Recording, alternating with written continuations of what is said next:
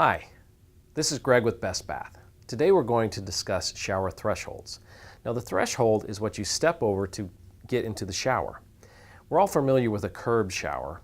So the curb is typically more of your residential curb where you step over that and into the shower.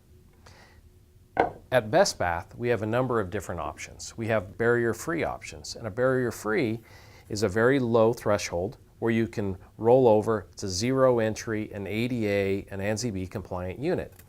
So it's very easy access. At Bestbath, we have two different types of thresholds. We have our traditional threshold, which is very similar to a bullnose. We also offer our beveled threshold, which is at a slight angle. It does the same thing, it's just a different look. So if you can see and compare the two of them, you can see that the profiles on these pans are slightly different. Now, which one of these thresholds is appropriate for me? So let's go over a couple of things that will help you decide. It's very important to know what type of material is on the floor outside of the shower. Is it a tiled floor or is it linoleum? That makes the difference because you can vary the threshold heights.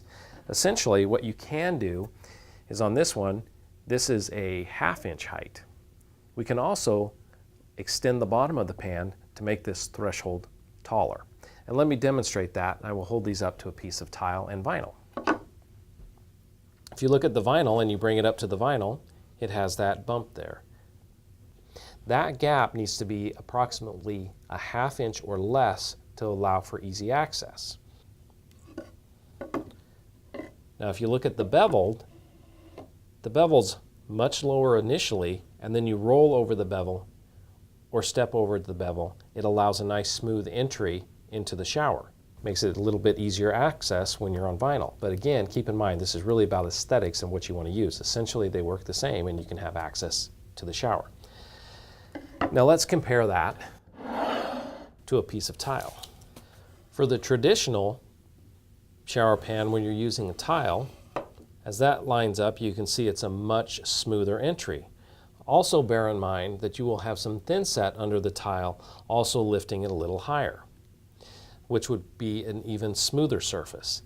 Tile thickness may vary, so it's important to determine what tile you're using outside of the shower to ensure you get the right shower pan. Now on the bevel, if you line the bevel up, you can see that there's a gap here.